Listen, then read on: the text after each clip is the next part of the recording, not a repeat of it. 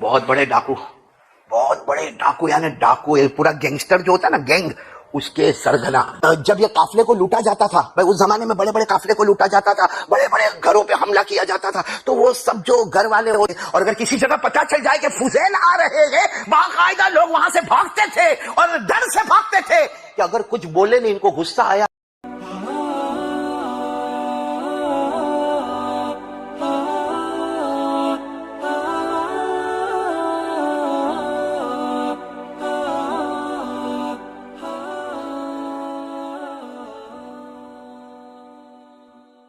توبہ میں آپ کو بتا رہا ہوں ایک بہت بڑے اللہ کے ولی, سب نے نام سنا ہوگا, نہیں سنا ہو تو آج سن لو, حضرت فضیل بن عیاض.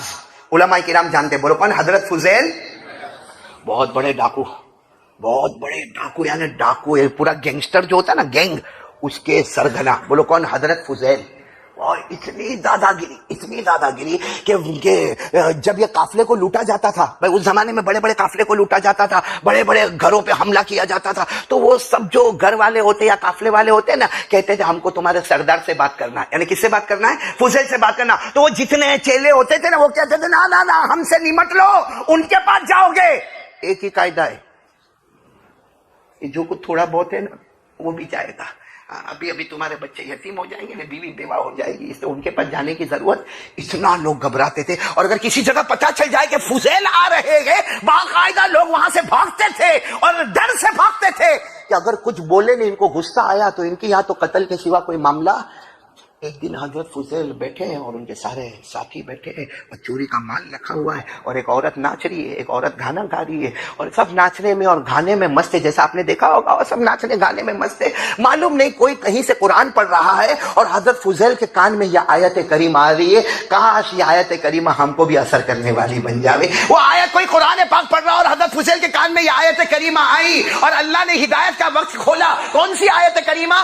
الم یانی للذین آمنوا تخشع قلوبهم لذکر اللہ وما نزل من الحق. یہ آیت کریمہ آئی جس کا ترجمہ اگر میں کرنے جاؤں گا تو لمبا ہے. آسان ترجمہ یہ ہے کب سدھرو گے. آسان ترجمہ کیا ہے؟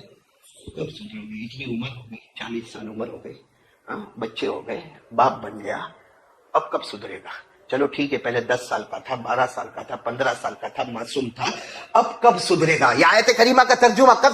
بس حضرت فضیل کے کان میں یہ آیت آئی, بار بار ٹکرائی, کہا رک جاؤ, سب رک جاؤ. وہ ناچنے والی گانے والیوں کو بھیجا, اپنے سارے ساتھیوں کو جمع کیا, کہا اب بس ہو گیا. اللہ پوچھتا ہے کب سدھرو گے؟ میں اللہ کو کہتا ہوں میں ابھی سدھرتا ہوں, میں ابھی توبہ کرتا ہوں. بس تو سارے ساتھیوں نے کہا سردار آپ توبہ کرے تو ہم بھی توبہ کرنے کو تیار ہیں.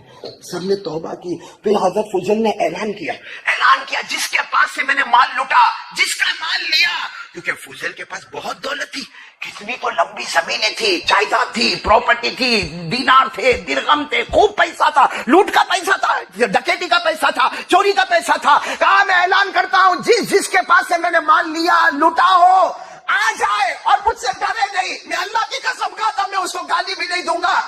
آئے اور مجھ پر احسان کرے اور اپنا مال لے کر جائے. بہت دوسرے دن تو جو لائن لگی, کچھ لوگ تو پھر بھی گھبراتے تھے کہ جا کے کچھ بولیں گے, تو کہتے تھے نہیں اب کچھ نہیں بولیں گے, اب جو بولیں گے تو وہ بولیں گے جو اللہ رسول کی بات ہوگی وہ بولیں گے, باقی دوسری. سب مال ختم ہو گیا. بولو سب مال. الحمدللہ سب نے اپنا مال لے لیا. بعد میں ایک یہودی آیا, آ کر کہا میرا باقی ہے. حضرت فضیل نے روتے روتے کہا مال ختم ہو گیا, تو کہہ دے کتنا باقی ہے, میں کماؤں گا, حلال روزی کماؤں گا اور اس کے بعد میں تجھے مال دوں گا. کہا لیکن تیرا باقی کیا ہے؟ تو اس نے کہا تم کو تو معلوم ہے میرا باغ ہے اور تم اس باغ میں جاتے تھے. فضیل کو کہہ رہے تم اس باغ میں جاتے تھے, تمہارے دوستوں کو لے کر جاتے تھے, اور میرے باغ میں پھل پکے ہوتے تھے, تم بھی کھاتے تھے, دوستوں کو بھی کھلاتے تھے, اور میں کونے میں بیٹھ کے ڈرتا رہتا تھا اور تم سب مل کر ہنستے تھے, اور میں کونے میں بیٹھ کے ڈرتا تھا. مجھے ڈر تھا کہ اگر میں جاؤں گا تو یہ پھل کو نہیں کاٹیں گے, سیدھا میرا گلا ہی کاٹ دیں گے. اس لیے میں تو ڈر کے مارے کبھی آپ کے سامنے کچھ بولا ہی نہیں, آپ سے بہت ڈرتا تھا. لیکن آج جب آپ نے کہا تو میں کھل کر کہتا ہوں کہ آپ نے میرے بہت سارے پھل کھائے ہیں, آپ کے دوستوں نے بھی پھل کھائے. حضرت فضیل نے کہا ہاں میں جانتا ہوں, میں اقرار کرتا ہوں کہ میں وہ باغ میں گیا اور میں نے پارٹی منائی اور میں نے بہت سے پھل کھائے. اب تو صرف قیمت بتا. اس وقت اب میرے پاس کچھ نہیں, میں بہت غریب ہو گیا ہوں, لیکن میں خون پسینے کی کمائی ایک کروں گا اور تجھے تیرا ایک ایک پیسہ پہنچاؤں گا. تو یہودی نے کہا نا جو کھایا ہے نا وہ چاہیے، جو پیٹ میں چلا گیا۔ حضرت فضیل روئے، ایسا کیوں کرتا، معاف کر دینا، کیونکہ پیٹ میں جانے والا پھل تو واپس آئے گا نہیں، پیٹ میں جانے والا پھل تو واپس آئے گا نہیں، میں وہ تو تجھے نہیں دے سکتا، لیکن وہ پھل کی قیمت تو چکا سکتا ہے، جو قیمت ہو اس کا ڈبل کر دے، میں چکاؤں گا۔ اس نے کہا نہیں، اگر نہیں چکانا ہے کوئی بات نہیں، میں جاتا ہوں۔ وہ جانے لگے تو فضیل نے ان کا کپڑا پکڑ لیا، ایسا مت کر، تو قیامت میں کھڑا ہو جائے گا تو مجھے نبی کے سامنے جواب دینا بہت مشکل ہو جائے گا، تو بتا دینا۔ تو اس نے کہا اچھا اگر آپ کے اندر ہمت ہے، معافی چاہتے ہو؟ کہاں معافی چاہتا ہو؟ کہا یہ پہاڑ دکھتا ہے، ایک پہاڑ تھا، کہاں دکھتا ہے، اس کو 10 قدم دور لے کے جاؤ۔ کس کو دور لے کے جاؤ؟ حضرت فضیل نے کہا تو واپس وہی معاملہ، پہلے کہتے پھل نکالو تو پیٹ میں سے پھل کہاں سے نکالوں گا، اور ابھی کہتے کہ پہاڑ کو یہاں سے ہٹاؤ، کہ پہاڑ کو ہٹاتا ہے۔ تو اس نے کہا بس یہ میری آخری بات ہے، پہاڑ ہٹے گا تو معافی، ورنہ قیامت میں آ جانا، آپ کے نبی ہوں گے، آپ ہوں گے، جو جواب دینا ہو جواب دے دینا۔ تو حضرت فضیل نے اپنے سارے دوستوں کو کہا چلو پہاڑ کو ہٹانا ہے، چلو چلو چلو پہاڑ کو ہٹانا ہے۔ سب نے کلاڑی ہاتھ میں لی اور پہاڑ کے پاس گئے، اور 2 دن اور 2 رات نہ کھانا نہ پینا، کلاڑی سے پتھر توڑے پتھر توڑے پتھر توڑے۔ اب کتنے دن پتھر توڑیں گے؟ 2 دن اور 2 رات کے بعد حضرت فضیل نے دونوں ہاتھ اٹھائے، اللہ میں نے توبہ کیا، اللہ اب تو میں تیرا بن گیا، اللہ یہ پہاڑ نہیں ٹوٹتا، اللہ نہ میرے سے ٹوٹتا نہ میرے دوستوں سے ٹوٹتا۔ اتنا کہا، ایک زور کی ہوا چلی، پہاڑ کو اٹھایا اور 10 قدم دور جا کے پٹک دیا۔ حضرت فضیل نے جب دیکھا، گئے یہودی کے پاس، ہو گیا کام، اب تو معافی ہو گئی نا، پہاڑ چلا گیا وہاں پہ۔ اور یہودی نے بھی دیکھا، کہا ابھی نہیں ہوئی، کام اور باقی۔ تو حضرت فضیل نے کہا یہ وعدہ خلافی ہے، کہا تمہاری مرضی، نہیں کرنا ہو مت کرو، میں قیامت میں پوچھوں گا۔ حضرت فضیل گھبراتے اب کیا کام کرنا، کہا میرے گھر چلو۔ گھر لے گئے، ایک بہت بڑا ٹھیلا رکھا تھا کونے میں، بہت بڑا ٹھیلا۔ وہ یہودی نے کہا اس میں سونے کے بڑے بڑے ٹکڑے ہیں، وہ لاؤ ادھر اور اس کو کھول کے مجھے بتاؤ۔ تو حضرت فضیل نے کہا بھائی تیرا گھر ہے، کوتھڑا تیرا ہے، ٹھیلا تیرا ہے، تو ہی لے کے۔ کہا نہیں، وہ تم کو جانا پڑے گا، وہ جو بڑا ٹھیلا ہے نا، اتنا بڑا ٹھیلا، اس کو اپنے کندھے پر اٹھانا پڑے گا اور یہاں لانا پڑے گا، اس کو کھولنا پڑے گا، اس میں سے سونے کے ٹکڑے نکالنے پڑیں گے۔ حضرت فضیل کہتے ہیں میں نے دل میں سوچا اگر یہ وہ زمانے میں آیا ہوتا معلوم نہیں اس کا کیا حال کیا ہوتا، اگر یہ وہ زمانے میں آیا ہوتا تو شاید یہ بچا نہیں ہوتا۔ لیکن حضرت فضیل کہتے میں روتے روتے گیا اور پورے ٹھیلے کو اٹھایا، مجھے کو اٹھا کے اپنے کندھے پہ رکھا اور لا کر وہ یہودی کے پاؤں پر رکھا، اس نے کھولا، اس میں سونے کے ٹکڑے، اور کہتے کہ میں نے کھولا، واقعی اس میں چمکتے ہوئے وقت سونے کے ٹکڑے تھے۔ میں نے کہا فضیل کہتا ہے میں نے کہا بس اب تو میرے باقی میرے کام اور باقی ہے۔ مجھے نے کہا کیا کام باقی ہے؟ کہ یہودی نے چیز ماری اور تیرا ہاتھ لانے کے ساتھ میری بات کا سمجھ پہ چلی۔ حضرت فضیل کا ہاتھ کسی کا کہہ نہیں، یہ شرط پوری نہیں کرنا، یہ شرط پوری نہیں کرنا، مجھے ویسا ڈاکو ہوں، میں نے تو حرام کام کیا ہے، حرام کھولی کی ہے، حرام بولے کی ہے، میں جھوٹ بول رہا ہوں، میں نے بہت گناہ کیے، بہت قتل کیے، اور یہاں پہ مولانا ہوں گے، پھر اللہ کا ولی ہوگا، جب یہاں پہ ایمان قبول کر لے، کوئی ڈاکو اور چھوڑ کے آپ ایمان قبول نہیں کرتا۔ اس یہودی نے کہا میں اللہ کی قسم کھا دوں ایمان قبول کروں گا جو تیرے یہاں پہ بس کیا کرتے۔ فضیل نے ہاتھ بڑھایا اور یہودی نے ہاتھ اٹھانے کا آواز آئی، اشہد ان لا الہ الا اللہ واشہد ان محمد رسول اللہ۔ جب کلمہ پڑھ لیا تو فضیل نے روتے روتے کہا بھائی تو نے ایمان میرے ہاتھ پہ کیوں قبول کیا؟ سننے جیسی بات ہے۔ اس یہودی نے کہا تو یہودی نے تو مسلمان ہو گئے؟ کہا میں نے آسمانی کتاب تورات میں پڑھا۔ آسمانی کتاب کون سی؟ یہودی کی آسمانی کتاب کون سی؟ تورات۔